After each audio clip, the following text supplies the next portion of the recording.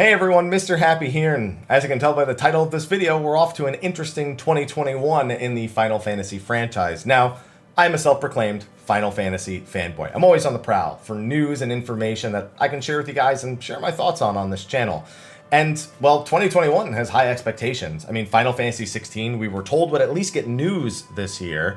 Final Fantasy 14 is likely announcing an expansion on February 5th of 2021. And then Final Fantasy 7, everyone's just got their eyes on because everyone wants to know when Part 2 of the remake is. And it is Final Fantasy 7 that we get to talk about today because there have been several new trademarks that have been filed. I first saw this in an article by Gamatsu, which I've included in the description of the video, so you can go to the source that is at least original for this information for me and provide them with some additional views, comments, or anything along those lines. We're going to be talking about each of these three trademarks in this video, what my thoughts are on them, and of course, speculation. It all is. We don't know anything about this, so please, this is a speculation-friendly territory. Let's get started. So the first one I think we can talk about and knock right out of the park immediately is the first trademark being the Shinra logo. Now, that's a weird one because you'd think they'd already have that trademarked, and thus maybe it's just them re-upping a trademark. Maybe it expired after all these years, as it has been quite a few since Final Fantasy VII released.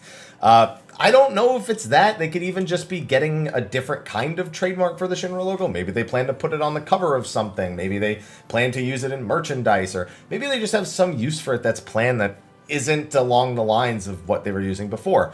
It could also be used specifically in conjunction with one of these other two trademarks, but without knowing all of the information about the trademark and why they needed to do this, something, again, that they really should have had already, it just leaves a bit of a mystery. It could even be a reworked Shinra logo, one that's more modern, up to date, as opposed to the old one that they have from the original Final Fantasy VII. And yeah, there's just all sorts of possibilities. I'd also like to note that all of these trademarks were specifically filed in Japan. So until we see trademarks in other nations, you know, it's again hard to determine what specifically they're using this for. Even could just be for promotional material, who knows. But the Shinra logo, I don't have much in the way of expectation, so let's go on to the next trademark. So the second one, it leaves me with a little bit of a theory on this. So the second trademark is the First Soldier. Now, those of us who are longtime Final Fantasy fans would of course jump to say that that has got to be Sephiroth. But whenever they've historically gone to dealing with the past of Final Fantasy VII's world in the compilation, we've seen they are not unwilling to bend the rules or retcon a few things once in a while. Specifically, we'll be talking about that when we talk about the third trademark. I don't think they'll throw us any sort of curveball here. I do think it will just be some sort of history about Sephiroth, and I think it's most likely to be in the form of a mini novelization or an OVA. I don't think this is going to be anything like a full-blown DLC for the first game to hold people over until the second game, although I won't rule it out. And I don't think it would be a standalone game or a mobile game or anything along those lines. My guess is either an OVA or a novelization that specifically deals in the very early years of Sephiroth, including a more detailed look at the years of his creation. Now, that's interesting a little bit, but it's really the third trademark that people are talking about the most. Now, the third trademark that was filed, at least that I know of right now, is that of Ever Crisis. Yeah, anyone who's been a longtime fan of the compilation hears the word crisis, and there's a few things that immediately jump to us. Now, there were two games in the compilation of Final Fantasy VII before Crisis, which dealt with the story of the Turks and an adventure they go on before the start of Final Fantasy VII, as well as Crisis Core, which deals with events that are pretty much immediately preceding that of Final Fantasy VII, and involve heavily a character that people who are new to the franchise with the remake will only have barely gotten a glimpse of at the time. Now, these games are really, Crisis Core more than before Crisis, are a bit of a divisive point. Some people really like Crisis Core, the story it dives into, the history of Final Fantasy VII's world, and some people aren't a fan of what feels like largely retcon story that still kind of follows the same beats, but adds another character and adds more complicated elements that don't really do much to enhance that of the original world or game.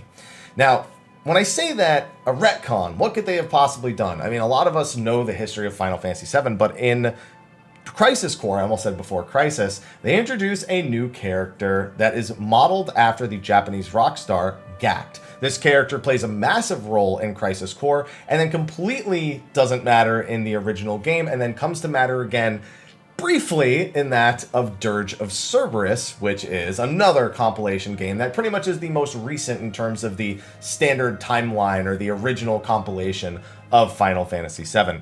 Now, a lot of us have long theorized that the reason we haven't seen anything else regarding this character, whether it be introduced in other games or a remaster of Crisis Core, is that they've had issues potentially with getting GACT to agree to using his likeness again. Now, we don't know this. This has been a speculation for a long time, but it would be the most common thread to follow because they need this man's permission, a Japanese rock star, to use his likeness. He needs to be paid for it every time.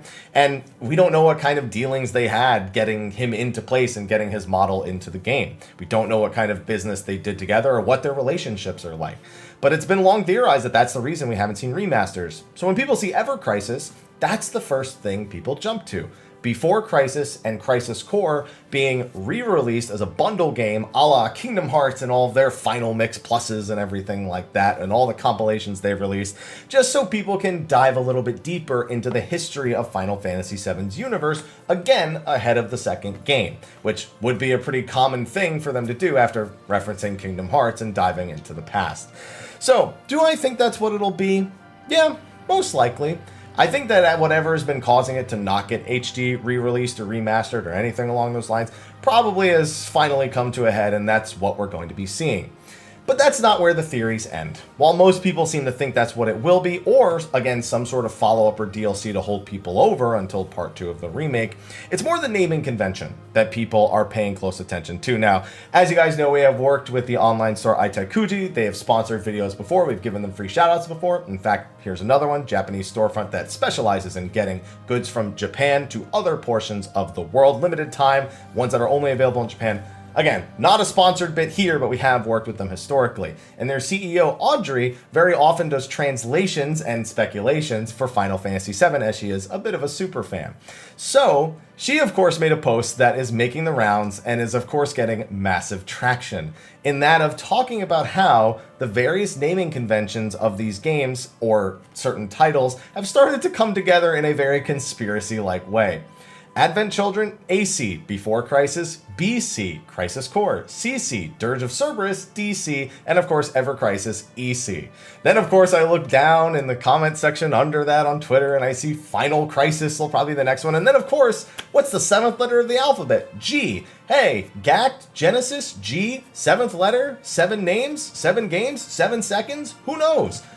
But that's wow with the conspiracies that are going on in the Final Fantasy VII fanscape. So I can't help but bring them up here.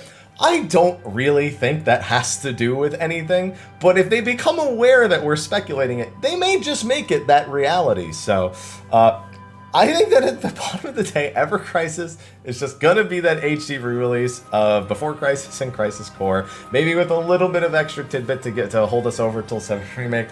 And but it could still be a novelization or an OVA or anything along those lines. So maybe we shouldn't go down the conspiracy train too much when it comes to the naming conventions. Sorry, Audrey, I don't know if we're on the same page with that one.